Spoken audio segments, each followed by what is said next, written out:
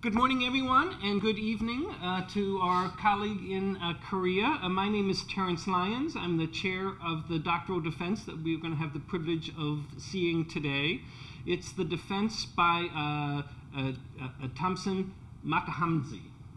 Yes. He's being generous to me.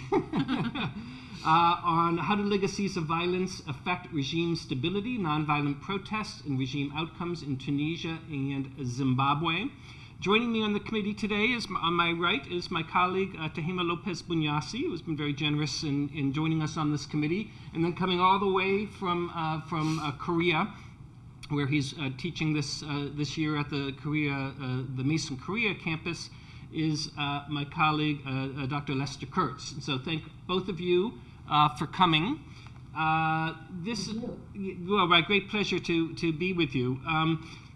I just want to, almost always when I'm chairing a dissertation defense, one of my first comments in the introduction is to speak of the candidate's tenacity and how much the candidate insists on finishing and not demands to finish, but refuses to say no and struggles on in order to finish. It's often reaching this point demonstrates an incredible work ethic, an incredible commitment to the project, and I think that today more than even usual. So congratulations, Tompson, for reaching this point. What I'll let you do, Tompson, is I'll let you make your presentation for 35 to 40 minutes, and then we'll have a round of questions. But without further ado, please tell us about your project. Thank you so much. I would like to start by thanking you, my committee, for your undying support and the encouraging comments that you provided. They actually helped me to reach this stage. Okay, how do legacies of violence affect regime stability? In this project, I am making an assumption that legacies of violence increase the possibility that a regime can survive even if it is facing a very big challenge. And the basis of that assumption is that the level of participation in support of the regime in that regime is that it is higher than in one that does not have legacies of violence. In order to answer that question, I based my findings on two authoritarian regimes, the one in Zimbabwe, and that is the Zimbabwe African National Union Patriotic Front, and the other one in Tunisia, that is the Rassemblement Constitutionnel Democratique RCD of Ben Ali. And I also look at secondary case studies just to show that the findings can also be extended to other case studies. So we are going to follow this outline. It seems to be long, but it's not very long. Now, by legacies of violence, I am talking about the violence that a regime experiences before it comes to power. And in my case, I'm looking at the liberation struggle, which occurred in Zimbabwe, and of course, civil war, which occurred in Uganda, which is one of the case studies, secondary case study, of course.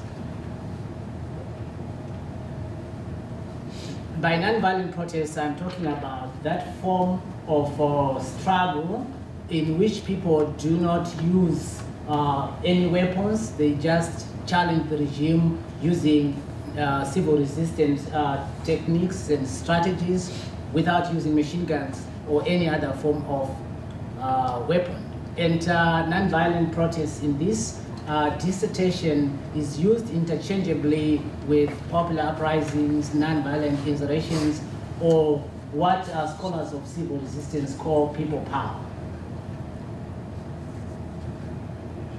The most important aspect in nonviolent protest is the level of participation. The more if thousands of people can be brought to the streets, it is assumed that they can undermine the regime. So this was the case actually in Tunisia when over 70,000 people invaded Tunis and forced Ben Ali to exit. And of course, I know non-violent protests are not completely violent, devoid of violence. The reason being that authoritarian regimes will always want to use overt repression in order to deflect opposition, and we also know that it is not easy to maintain discipline among thousands of participants, and sometimes violence can even lead to further violence or armed insurgency, is what happened in Tunisia and in Syria and Libya. Now, so I've already introduced my case studies, but here I just include them again so that we are on the same page. The RCD of Tunisia, ZANU PF of Zimbabwe are the major case studies that I'm looking at, and then Hosni Mbaraki's National Democratic Party regime of Egypt and Yoweri Museveni's National Resistance Movement. Now, why do I choose RCD and ZANU PF regimes? Now, there are certain interesting cases that features that I see in these two regimes which justified my selection of those cases. Now, these are different kinds of authoritarian regimes. One that has no legacies of violence, and that is RCD, and the other one that has that ascended to power through a brutal armed struggle, which stretched for almost 15 years. Now, again, RCD is a classic example of a regime that was removed through people power, that is without taking recourse to violence, while ZANU PF exemplifies a case of successful repression, that is where a regime succeeded to put down challenges posed by non-violent protesters. Now, again, these two regimes were undoubtedly some of the most brutal in Africa. And again, another interesting aspect is that of the presence of vibrant movements trying to challenge the incumbent regimes through non-violence. If, for example, in Zimbabwe, we have the main labor union, that is the Zimbabwe Congress of Trade Unions, student movements, the National Constitutional Assembly, Women of Zimbabwe, Arise. These were very powerful organizations that tried to mobilize people against the regime of Mugabe. And in Tunisia, we also have the main labor movement, the Tunisian General Labor, UGTT, student movement, and several associations that also challenged Ben Ali non-violently. Yes, the motivation was actually what happened in Tunisia. It was so spectacular. It was really touching to see how non-violent protesters came together and mounted a very powerful challenge that forced him out, Ben Ali out. And myself, as a native of Zimbabwe, I did participate in several non-violent protests trying to remove Robert Mugabe, but we failed to achieve that goal. And this led me to ask myself, why are some authoritarian regimes more willing and even more successful at repressing non-violent movements than others? And this also encouraged me to do a bit of literature search, and I realized that it's not just a regime, but it is a regime that emerged through violent conflict that seems to be more successful. And I have a scholar there, Antti Boteng, who says the presence of post-liberation regimes in sub-Saharan Africa African countries has made it difficult for popular uprisings to succeed or even to begin. And that's very important, especially if we look at those examples. All those countries have legacies of violence, and the regimes in all those countries have not been undermined, or rather have not been removed from power through non-violence. And we also, if we also look at regimes that have legacies of non-violence, or regimes that did not emerge through violence, like Tunisia, Egypt, and many of those regimes in Eastern Europe that were removed through protests, most of them did not emerge through violence, but they were having their support, they were getting their support from Russia to oppress and repress movements. My statement of the problem: authoritarian regimes that have legacies of violent conflicts appear to be more successful at repressing nonviolent protests than those without one. Now the question is, how does experience in violence enhance the capacity of an authoritarian regime to repress nonviolent protests? I'm using a framework that I got from Levitsky and Way's theory that seeks to explain why revolutionary regimes are durable. So in this framework, I picked a few points that I think are necessary for, important for answering the question I'm having.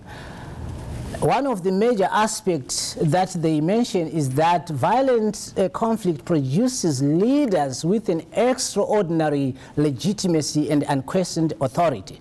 Yes, of course, unquestioned authority maybe is just a generalization, because opponents will always not perceive them as legitimate, but within the regime, the leaders are viewed as legitimate, and it is very important, as we shall see, that without legitimacy it will be difficult really to motivate people to participate in support of the regime.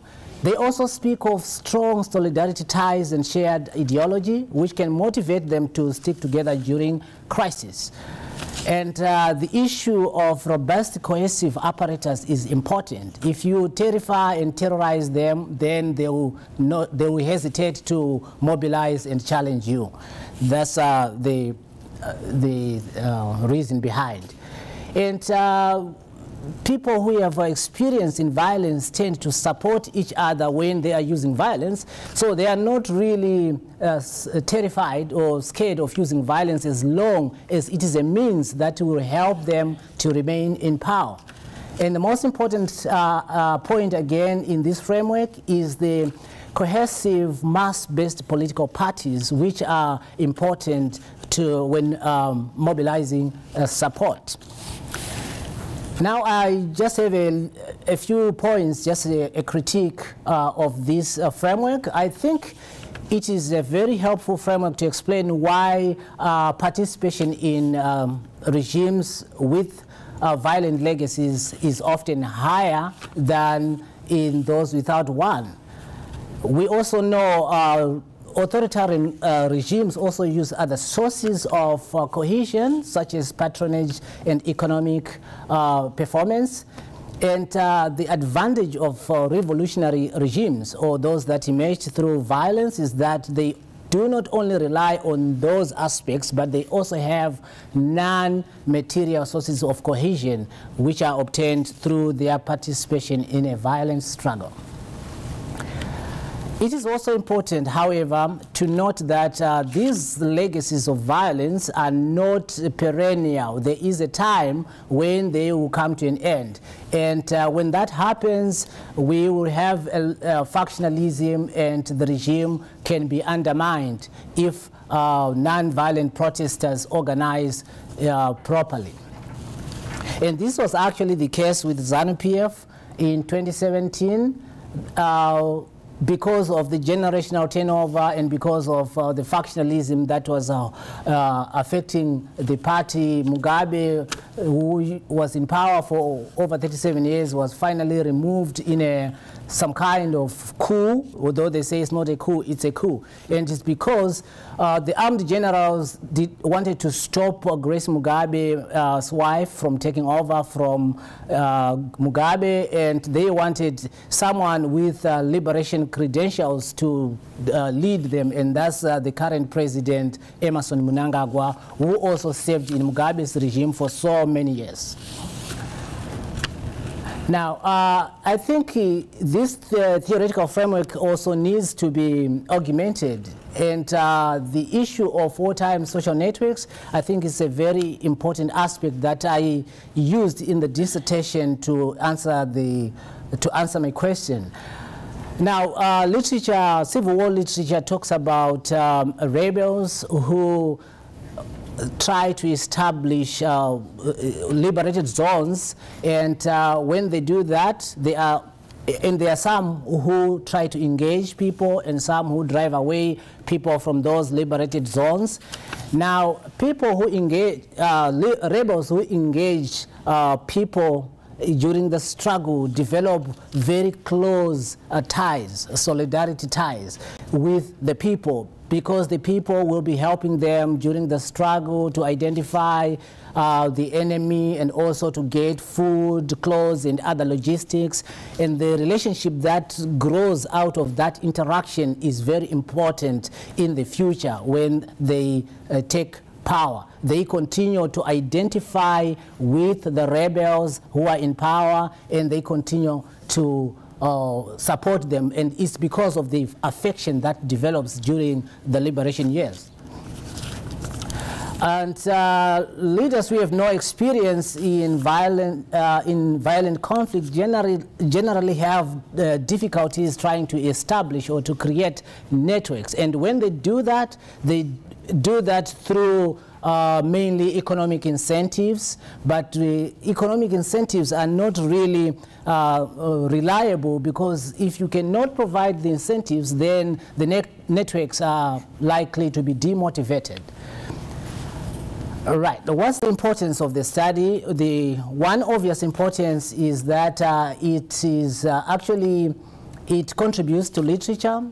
Yes, there is a lot of literature on social movements, and there's a lot of literature on regime transition, but what I see is lacking in these literatures is the link between legacies of violence, legacies of violent conflicts, and successful repression of protests. So I hope in this dissertation to contribute to literature. And the other importance is that the Tunisian case really brings hope to many who are struggling to bring change through non-violence. It's a successful case, and people can be motivated by that.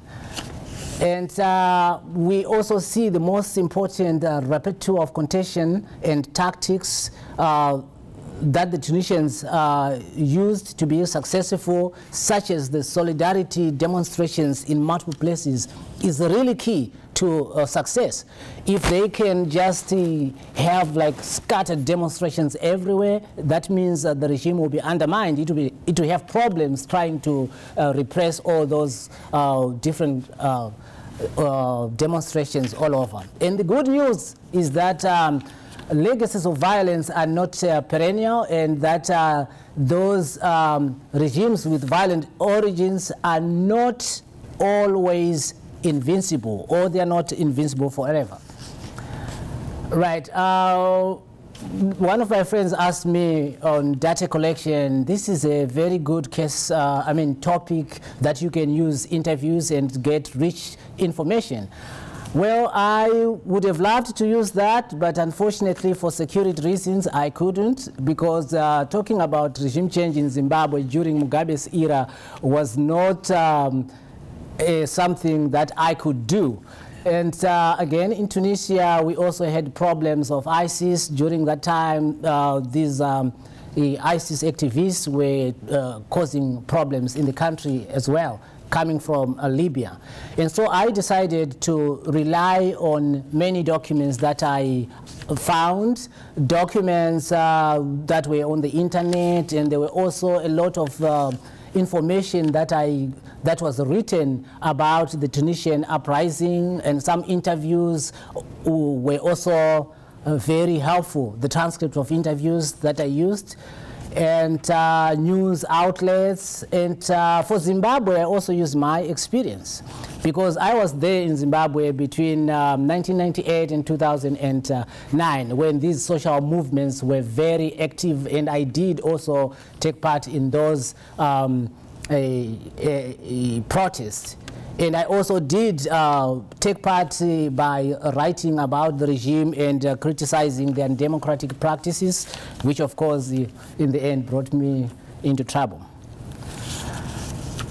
Right, now this is the section where I analyze my findings, and I think this is the most important part of the dissertation.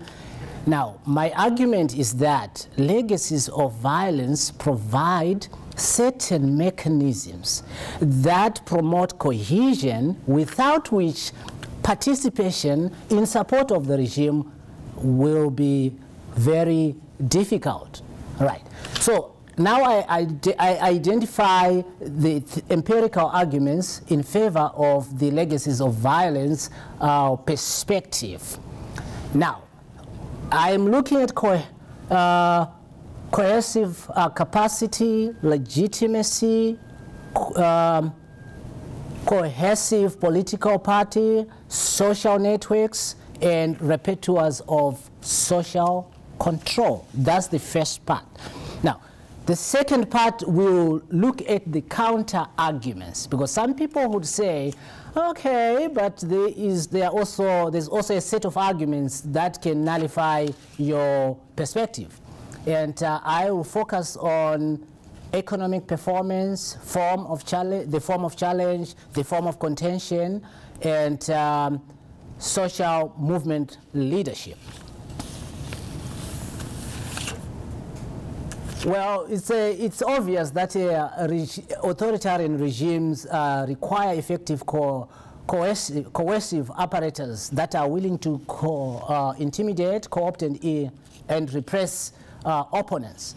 And yes, the better the regime's capacity to either prevent or crack down on the protest, the greater its prospects for survival. Now, legacies of violence really provide regimes with many activists who are willing to support that regime. And it is through those activists, it is from those activists that parliamentarians, ministers, armed forces, intelligence officers are drawn. And most of those activists are very partisan, and they have the boundaries that exist between them are hard, and they are prepared to use any kind of force in order to ensure survival. Now, coming to the RCD and ZANU PF regime, I see that while we also, RCD had a robust coercive machinery, especially the police force, and some party activists who benefited, of course, from Ben Ali's generosity, I think ZANU PF regime had a remarkable, he had actually a very strong, a remarkable coercive capacity that enabled it to survive.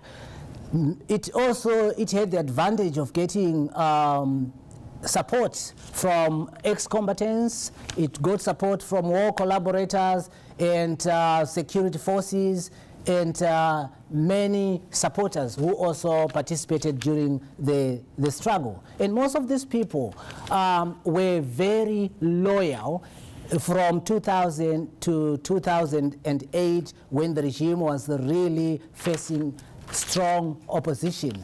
They continued to support the party and were prepared to use a high-intensive coercion in support of the regime. Ben Ali's coercive capacity was undermined by the fact that he excluded from his machinery some people who were very important in the survival of his regime. For example, the armed forces were sidelined, and maybe the reason is that he was trying to avoid or to coup-proof. He wanted to avoid a coup, so he decided to sideline them. And also, members of the former RCD political party were also sidelined, which means it was only Ben Ali and a few people who were always doing what he likes who supported the regime. And that actually led to problems during the uprisings. Those people who were sidelined did not come to help him, and those people who were with him could not. They did not have the capacity to support the regime during the uprisings.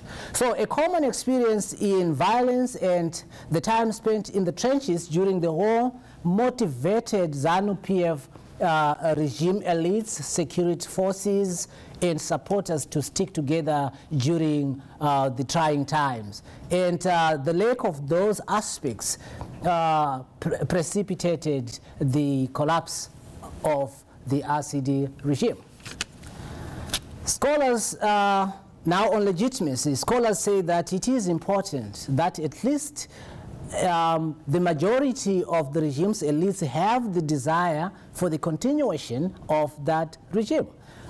Now, if a regime does not have legitimacy among its leaders, it means that it will try to use force or coercion as a way of trying to force people to cohere or to stick together. And there is a problem when force is applied, because that is when defections and that is when people just abandon the regime during crisis.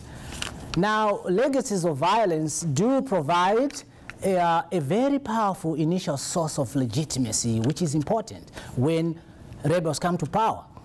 People know them as people who liberated them, and so that amount of legitimacy is important. And it's different from a regime that comes to power with, through other means or through nonviolence, because they have to prove that they are legitimate and they are capable of rescinding the past which the people are trying to run away from, and that they can improve the economic situation of the people. So legitimacy motivates regime elites and supporters to participate in defending the regime by any means necessary. Now, coming to our two cases, ZANU PF and the RCD, we see that ZANU PF started with a very strong sense of legitimacy based on their participation in the struggle. And Ben Ali had no sacrifices, or at least major sacrifices, to talk about, except from just removing Bourguiba, who was already tired and sick, and people really, he was almost coming to an end. So it's not much. So he had to show them that he was a different leader and he was going to make some changes. Now, although Zimbabwean regime was expected also to do something to improve the economic situation of Zimbabweans, the legitimacy that they got through their participation in the liberation struggle was a very important aspect that helped them to survive. Political parties are some of the major institutions for regime survival, and as Levitsky and Way, while some ruling parties provide a foundation for decades for regime stability, others collapse quickly in the face of challenges. And now we need to identify which ones really are good for, which ones can enhance regime survival. And I think political parties that have violent legacies often have broader support among elites and in the broader population because of participation in the war, and most of those people again are willing to engage in brutal repression of the opponents. Now, generally regimes without a violent legacy are political parties that have no legacy of violence, are usually patronage-based and serve the interests of few individuals. So a patronage-based political party only survives during good times, when they can have the economic incentives to keep on attracting and motivating people to support them. But when it comes to those revolutionary political parties, yes, they use patronage, but the most important thing is they also have those non-material sources of cohesion, such as strong identities, solidarity ties, and discipline generated by violent origins. So with these, they are able to augment and make up for their failures in the area of economy. So the RCD was more of a personalistic party, which served mainly the interests of Ben Ali, and ZANU PF was a mass-based revolutionary party, and so it survived because it was taking advantage of those qualities that were obtained through violent insurgents. Now, I talked about social networks as a very important aspect. Here, it is important to have like activists who are committed to the survival of a movement, even if they don't gain economic incentives. And this is the case with ZANU PF. Unlike other political parties, ZANU PF did not succeed to establish liberated zones as such because of the situation, or the regime, the colonial regime made it a point that guerrillas who have difficulty accessing populations. But they did succeed to wage a guerrilla warfare in which they tried to involve the people, and they even instituted certain councils which were responsible for mobilizing support and also for providing information about the colonial forces, and they included them in the struggle, and they became part of the family, and the people became part of the struggle. And through that, we had very strong social bonds that existed or that developed among them. And that continued even after independence. We continued to have activists who are not really concerned about the rule of law, about justice, about fairness. They are concerned about propping up their regime and supporting their regime because they had a connection with the ex-combatants, and the affection that they developed for them motivated them to keep fighting for the regime. So defending ZANU PF was perceived as defending the revolution. And Ben Ali, Ben Ali, he didn't really have strong networks, although he once worked in Bourguiba's government as a security person and also as a prime minister. Those were just, it's just employment, and it didn't really help him develop connections with the people. Actually, the people were fed up with Bourguiba, and so they were also fed up with whoever was working for the government. So he did not develop networks that were important for his survival when the protest occurred. So that's what I just explained. Now there is what I call repertoires of social control, and by this I'm talking about the skills and the strategies and the tactics that the people, ZANU PF, acquired through launching the liberation struggle. Now, these skills and techniques, ZANU PF made use of them between 2000 and 2008 when the challenge was really bad.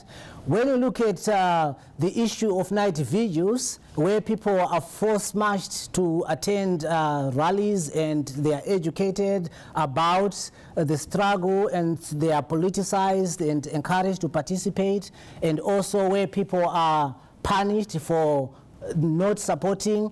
This is something that came from the liberation struggle, and ZANU PF continued to use that after independence, and it did help them.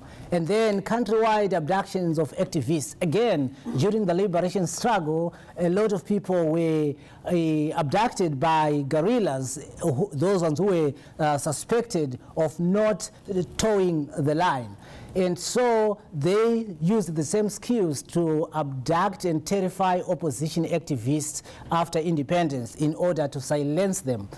And we also have this mass displacement strategy. This was also borrowed from the colonial regime during the during the liberation struggle. The colonial regime displaced people in masses to stop them from interacting with the guerrillas.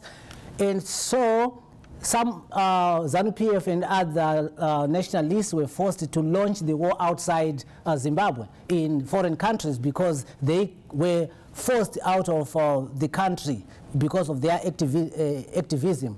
And so ZANU PF made use of this strategy after independence very, very efficiently, and it displaced, for example, in 2005 over 700,000 people simply in order to prevent an uprising which was about to take place following the lost election of 2008.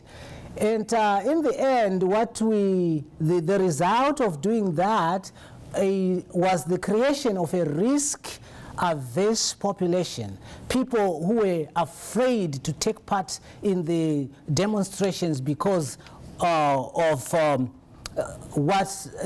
fearing what the regime would do if they do take part. Yes, Ben Ali did some bit of abducting activists and displacing some of them, but if we look at he was not as consistent as ZANU PF, and he was not as good as ZANU PF at that. And so Ben Ali really had to innovate ways of controlling people, whereas ZANU PF had a template kind of that it modified and used to repress. Now part B, counter-arguments that can be raised against my perspective.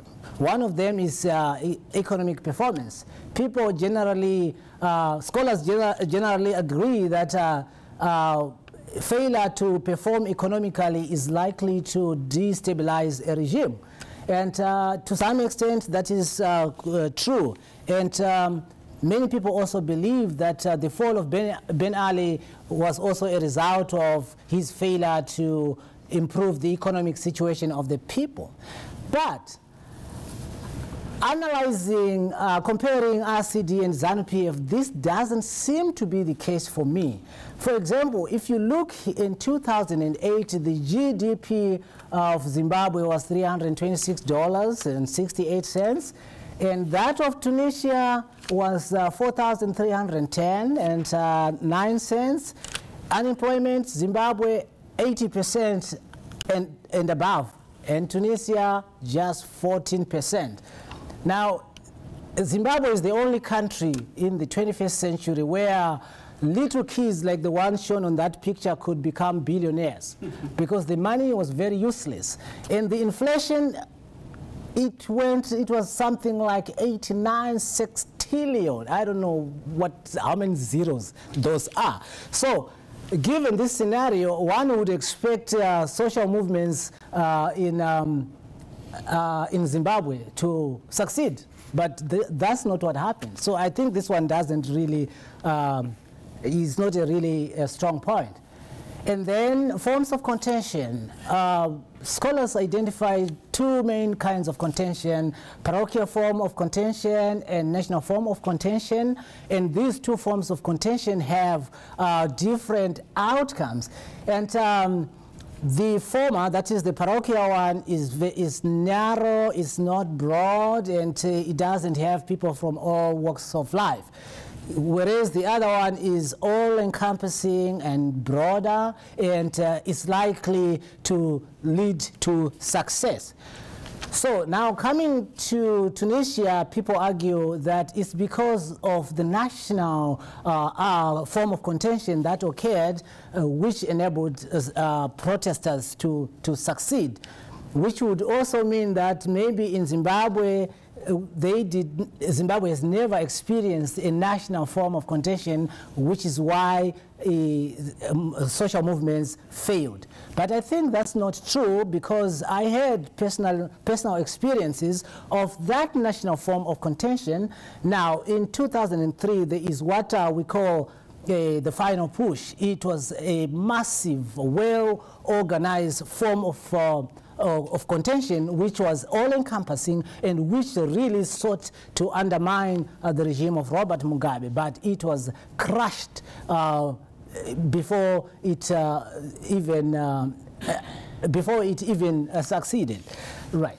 Tompson, just so you have enough time for your conclusions and findings, you're going to have to go through the next slides a little bit quicker. Okay, so the nature of challenge, which is actually the same as maybe the one that I have already looked at, and it has to do with discipline and with organization of protesters or activists. And so the argument is that in Tunisia, we had a well-disciplined movement which organized and was able to unleash non-violence protests. And in Zimbabwe, we never had people who could really organize and then challenge the regime. But I think it's also important to look at the nature of the regime more than just the tactics and methods of social movements.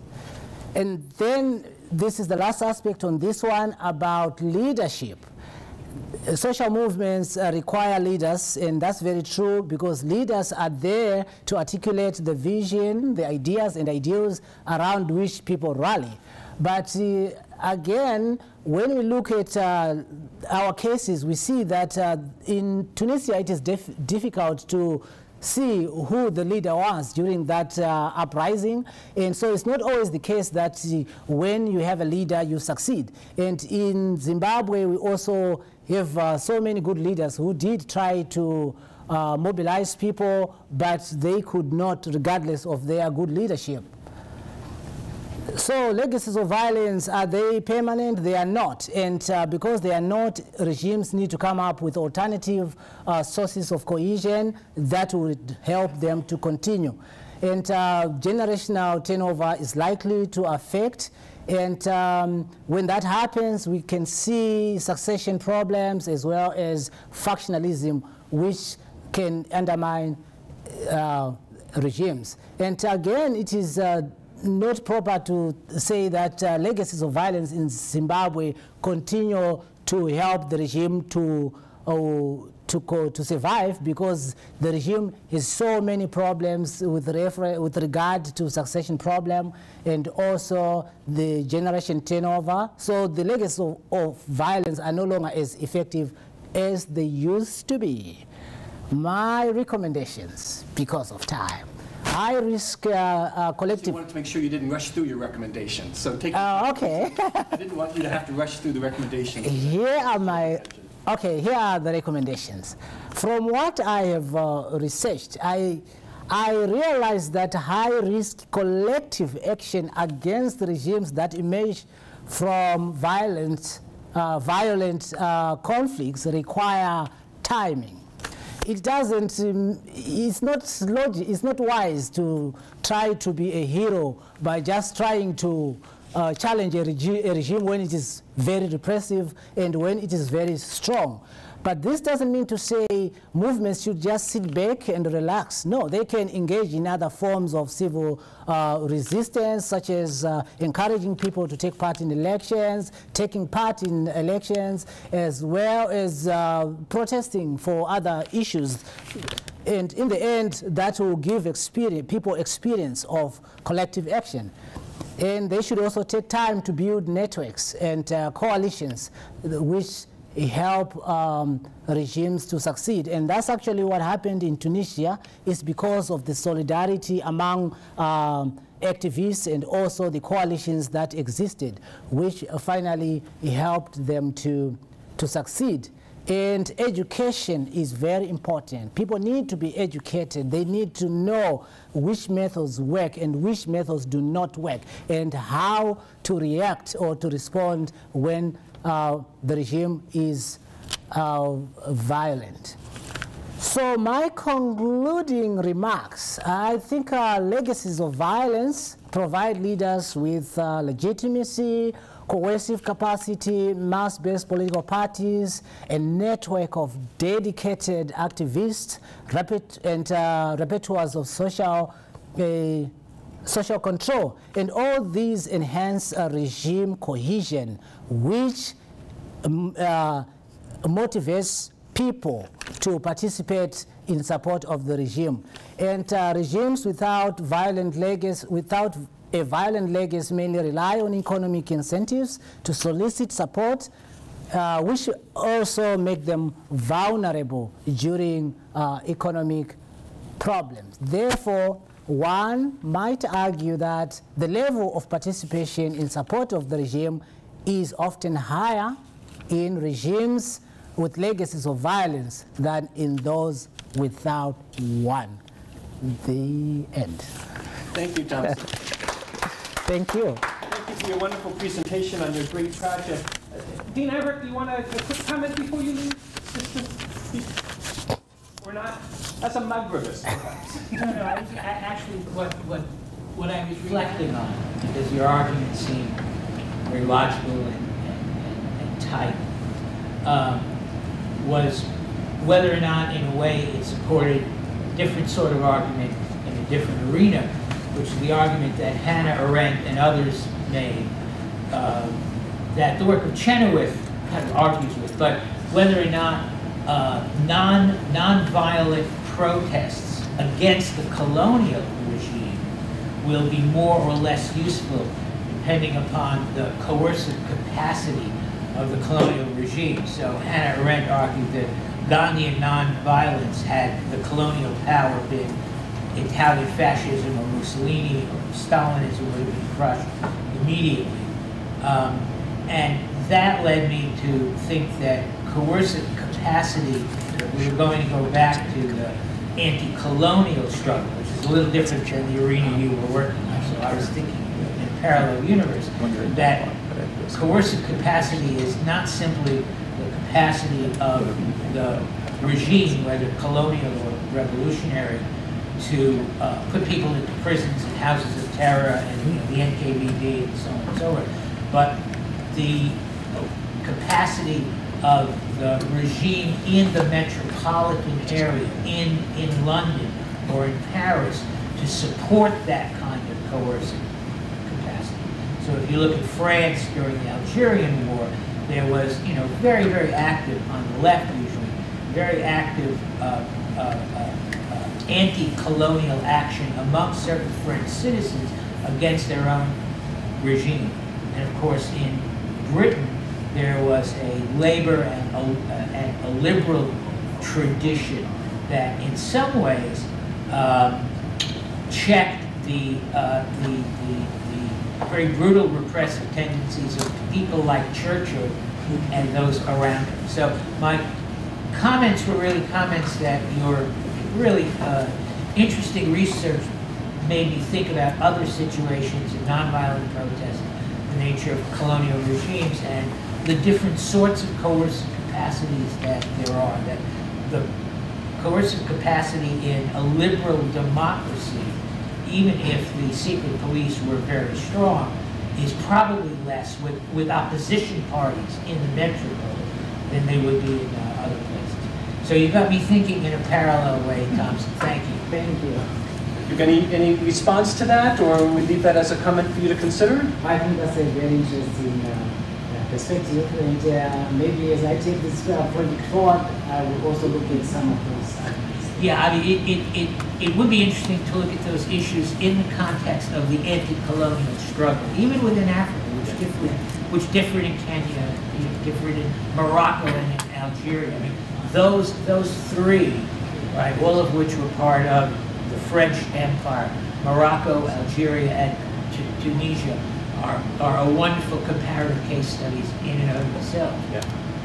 Well, and Rhodesia, with the unilateral declaration of independence to break away from the colonial state, was in part because the colonial state was preventing the Rhodesians from deploying the course of that apparatus that they thought was required.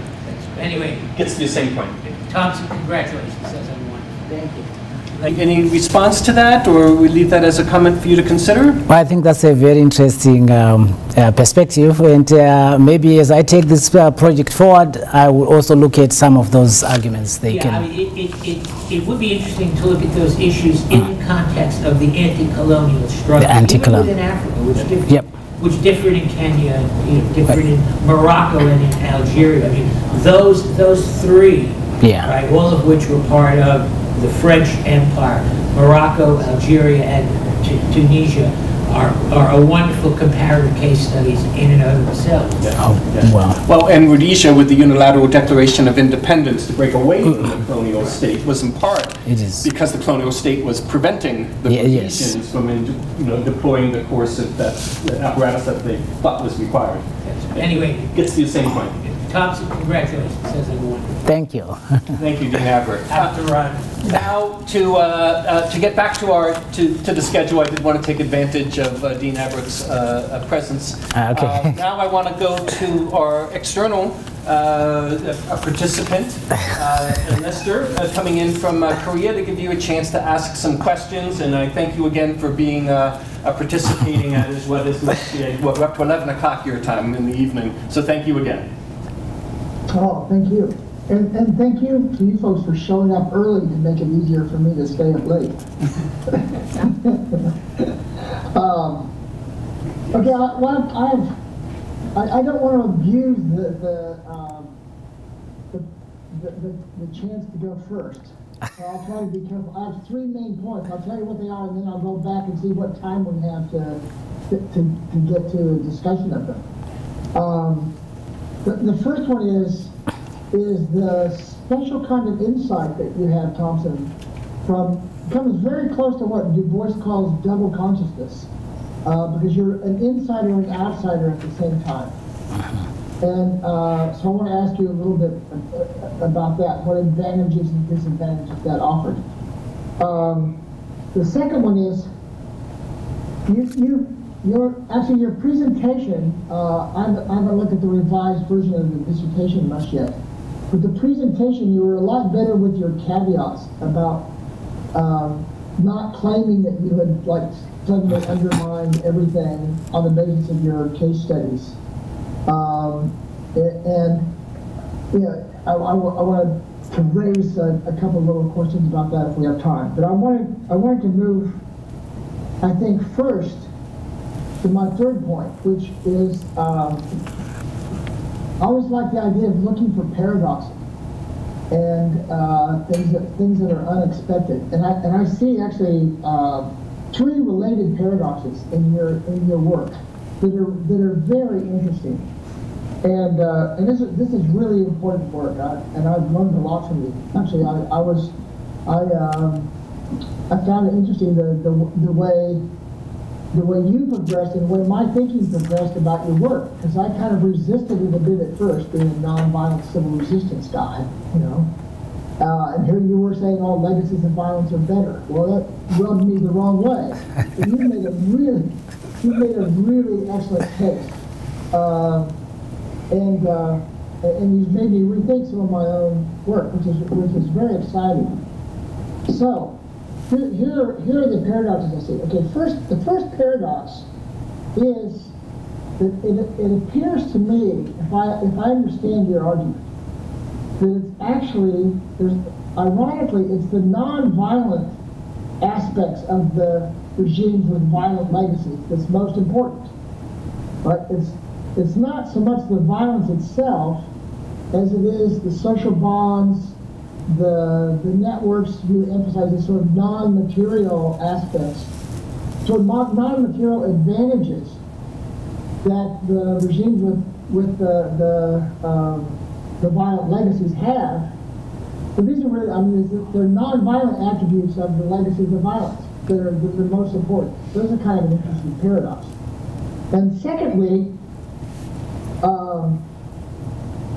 participation level is the most crucial thing, and this has always been, this is an argument of the nonviolent civil resistance people, and generally the argument is if you want to build a resistance, it's easier to mobilize people for with nonviolence, for nonviolence, than to mobilize people for violence, right?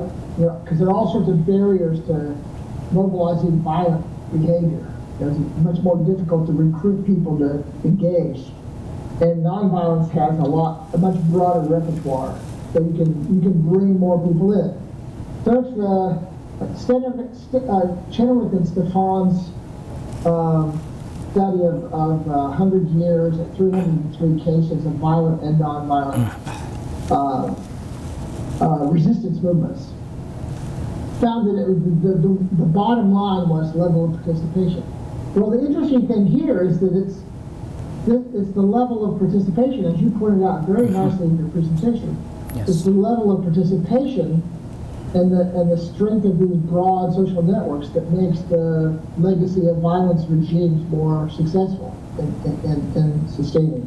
At least the ones that you studied. Yep. And then finally, there's a kind of paradox of patronage, and that is that one of the greatest strengths of a regime is its ability to provide patronage, but this also becomes its greatest weakness because it's kind of fragile. On the one hand, if there's, as you point out, declining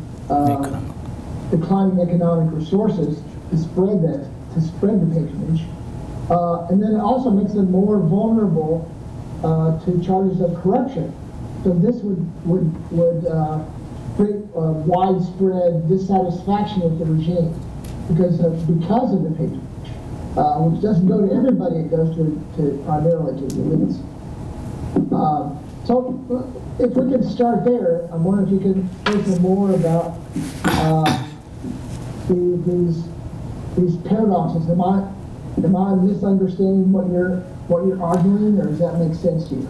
It does make sense, and indeed there are paradoxes, but I think let me first look at the paradox of nonviolence, and if I hear you correctly, you are saying it is nonviolence, you know, maybe within the regime. Is that what you're saying? Which is more important? It's the non-violent aspect of these violent regimes. Of the okay, now here's the thing. It's social bonds and yes, and networks and all that. So those are really, they're not violent. Yes, they are not. Yeah, they are not. Those are important to make supporters of the regime work together, or to make the regime united. Right? They don't have to be violent to each other. They have to be violent to the outsider who is trying to take over. So among regime members or supporters, there has to be this aspect of supporting each other in unleashing violence against non-violent actors. Right. Yeah. Good. That's interesting. Yeah. So, well, let me ask you about what I call the double consciousness question. Can you say some more? I like your use of and sort of being upfront about the autoethnography. I know some people find that troubling, but I think it's also a great. Yes. Point. And I'm wondering, what did you learn about these case studies, especially in Zimbabwe, that someone like me wouldn't have learned? I wouldn't have seen when I was studying. Yes, it is my personal experiences that helped me to really study the issues and to really understand the issues at hand deeply, and then try to communicate the issues to the outsider. So I think ethnography is very important in the sense that I am not an alien, I'm not a stranger to the issues that I am discussing. And through my participation, I also learned to understand how and why, for example, nonviolent movements failed during that time. And it is only now that when I look back and reflect on my experiences, I begin to see where we were going wrong and what we should have done better to improve the situation. Can I ask, Lester, can I ask you that question in some way, the opposite, but it's your same point? Okay. As somebody who participated in these events, were there things that it was more difficult for you to see and understand because of that particular positioning you had towards your case? Well, I didn't have advantages and disadvantages. Yeah, the disadvantage, of course, one of the major disadvantages to try to be very negative about the ZANU PF and try to be too emotional, trying to, criticize everything about it. But at the same time, as a scholar, I realized one has to step back in order to analyze objectively. So I was aided actually by one of the methods in phenomenology, which enables people or encourages people to stay back and in other ways to not be part of the issues that you are analyzing, to be able to separate the issues from your own experiences. Fantastic. Lester, unless you have something urgent, I'm going to shift over to Tehama, and after we do a round, we'll see where we are on time and be happy to get you back in some other method. Thanks for kicking us off on the questions, Lester. I think these are really great. And so most of my comments have already been made prior to the dissertation. And I appreciate that. I think you were better articulating what I saw as already being there, which is the matter of social networks, and that that people are, that there's already relationships. And I don't think it's at all necessary for the purposes of defending your dissertation to talk about this, but as you move forward, I would really like to stress the possibility that not only are these networks there, but there's bloodletting in the process of creating those relationships, and that there's a possibility of psychological bonds. That when people kill or hurt others, that with other people alongside that, there is something that makes it easier to do it again. Okay, yeah. With those other people, especially, right? Even if they find it troubling to do so, right? That there's a kind of permission, or that there's a kind of shared that we share blood on our hands. So yeah. And it's also an investment, right? Like something has been sacrificed to that person to kill, to torture, and I think it's it's got to be really difficult for someone to turn that way of being because they have to reconcile something about themselves. Now, you have to write this dissertation from somewhat of a removed position, as you said.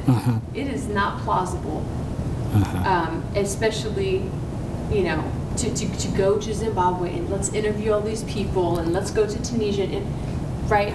But and maybe one day, inshallah, it will be, right? But or that there will be some kind of means over, internet, which is also kind of problematic. But to just think about that, to think about the psychological aspect of it. But from where you stand now, I think that you've really done a great job of including the social network part. I think that is super key, and also that with that lens, we get to see the social networking of resistance in Tunisia as well, right? Like, and how that is important. And when you said non-material sources of cohesion, I think that, the networks, the sense of violence, like that all goes together. One of my earlier comments also was about how there was more absolutist terms that you were using, and as Lester has said, you are now building more caveats, and that actually strengthens your position. I think when we write our dissertations, we feel that things have to be perfectly impenetrable, and so we take these really strong stances, one or the other. But what I've seen, and what I'm seeing here, and I haven't been able to see your final update, is you're maturing in allowing those caveats to be on full display and to highlight them. And so when you say things like no violent legacy, like there was no legacy of violence, it's okay that there may have been some, right? Especially because this is not just a case about comparing two countries. You're trying to build a theory to think about other countries as well, right? And so to say things that are relatively fewer, what is to devise a spectrum of violence, right?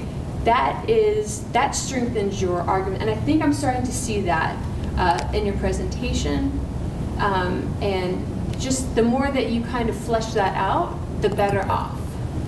I have another comment, but I'd like to hear what you think about that first. Actually, it's interesting because Dr. Lester Kurtz mentioned the issue of the psychological aspect exactly the way I think I printed his comments exactly like that, but he was just saying, you could also look at this because, when people participate in violence, sometimes it's easy to commit more violence it's a way of healing in a way. So that's what he was saying, so I agree with you. And I'm actually considering that as I work on his comments. Okay. Also, how do you define legitimacy? Legitimacy is very difficult to define, but I think by legitimacy in this, I'm only saying if, accepting the regime as not as legit, is, I can't use the word worthy, but is proper, as it is the rightful regime. The one I'm talking about, when people, for example, say, you have the right to rule over us, they are saying, we accept you as authoritative, so they are accepting that as legitimate. Right. So that's the kind of legitimate I'm trying to say. People think it's okay for them to continue, but when they lose trust in you, they just say, well, you are not doing what we were expecting or what you are expected to be doing. So I think we don't need you anymore. You have lost legitimacy. So to couch that in terms of this case study that you've picked here, Tunisia and Zimbabwe. Yes. How do you understand legitimacy in these cases? ZANU PF is viewed as the liberator. They liberated them from the colonial regime, and there is this aspect also among ZANU PF people of entitlement, and some ordinary people think, yes, they are entitled to rule because they liberated us from a brutal colonial power. Then coming to Ben Ali needed to prove that he was capable of turning around the situation for Tunisians, and they gave him some time, but he failed to live up to that standard, and so he lost legitimacy. Okay. And I think that just, you know, a few more maybe paragraphs about that strengthens your dissertation as well. Because it's not necessarily a democratic, you know, I vote for you type of sense. No, it's different. But the demos is speaking through saying, are you doing a better job than that last person who was here, or that last person that was exactly. here? And also just the idea of home rule in some regard can just overall be seen as a more legitimate, right? Yep. But if you're, and so in the case of Zimbabwe, the fighting for it, the sacrificing, the literally pouring blood over it is paying dues or something, right? And we don't see that in that case in Tunisia, right? And so it's not, you know, which I think makes your theory a little bit more pliable, because not every country is going to be building its nationhood on blood. The electoral process. It doesn't mean that in some way the people aren't speaking or conceding, you know, conferring authority to whoever's in power. Like, I think that can happen in multiple ways. Oh. Thank you. Although I do like to vote. I'm just kidding. Okay. Maybe just one other sort of take on that is the other challenge with legitimacy in some of these cases is that it's hard to separate whether the people have accorded legitimacy to the regime, or are they acquiescing to the power that they can't do anything about? Right? It's very difficult. You can see the same thing, and somebody might say they're acquiescing because they'll go to jail if they don't do that. Versus no, they've given their legitimacy because they participated in the rally, or they're saying the right things, and so on. But I don't want to go down that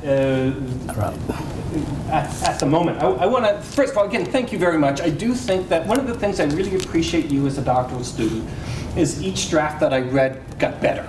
And each draft that I read, I could say, okay, he took on board that I told him he needed to read this literature, and now he has read it, or he needs to nuance his argument so it's not so black and white, or so on. I liked, for example, I think this was the first time I had seen it, your repertoires piece, which was a really nice way, the repertoires of coercion, and how the night, what did you call them, the night vigils. Night vigils, in fact, then get replicated in the post-war period in ways that you can trace back that the guerrillas ruling party are behaving the same even over time. One other thing I want to say, and then I'll ask my question.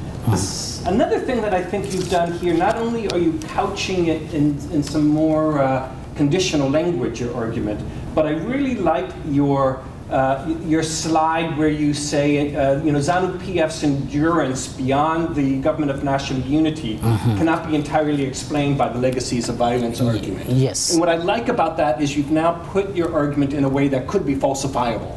That you, if somebody provided you evidence of something else happening, you would say, okay, well, my theory doesn't explain that case. Because my theory says there's legacies of violence, this is what you ought to see. And that makes it a much, much better, you know, if it's circular, I'm going to give you a hard time. But now you've given me a way to say, okay, he sees it. In other cases, he might not see it. It's a much stronger way to do theory building.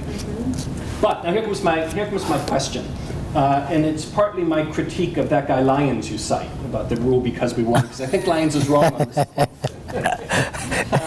Let me tell you why. It's the question of legacies of violence, and are all legacies of violence the same?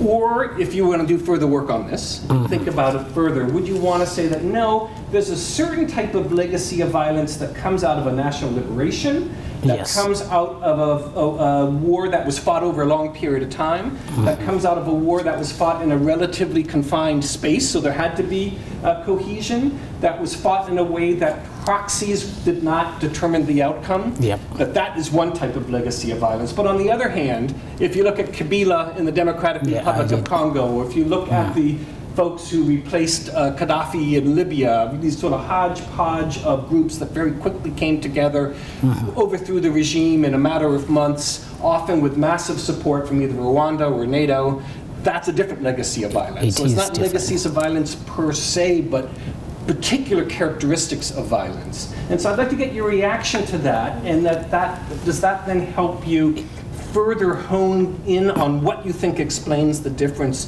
between Zimbabwe and Tunisia? Yes. Well, I remember working on that point, and you gave me that comment last time. So, the kind of violence I'm talking about is different from for example, the DRC, which was just, there were proxies coming in and so on. I'm talking about legacies of violence in which sacrifice is involved, in which local people are rallied or mobilized, and they are also supportive of that kind of struggle. So it's not like something which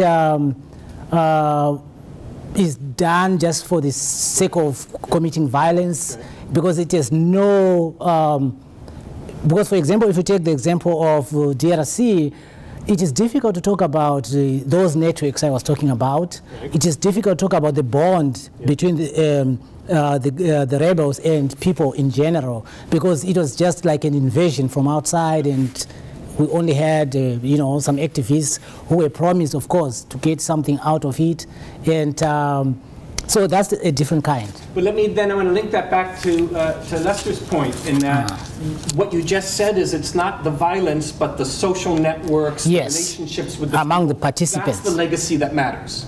That is very important. That's the legacy that's most important, not the ability to use guns, not different than the point that you were making as an alternative explanation, that there's something about engaging in violence that builds these bonds, but rather something about a prolonged struggle that builds these social networks. Yeah, but it's both the ability to repress and also the non-violent aspect within the violent regime. Right. Yeah, so that paradox actually is valid. I do agree with Lester. It's a bit of a paradox that it's that kind of, what makes it a strong authoritarian regime is not that it was violent, it's that it built these relationships, these bonds, this cohesion, this relationship with the people through liberated zones and so on and so on, which is different than what, you know, Kabila did in the DRC. It's different.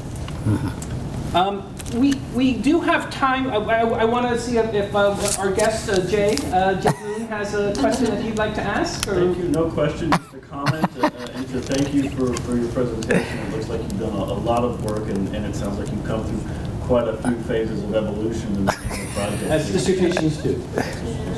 And so I just want to thank you. Thank you, Jay. Thank you for that. Thank you. Are there other comments that the committee would like to make, or are you prepared to adjourn to have our discussion?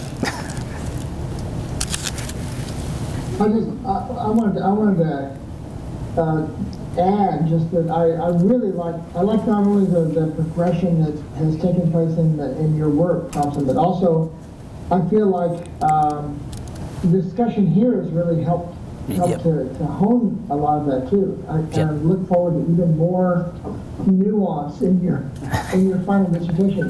But I think Tehama's point,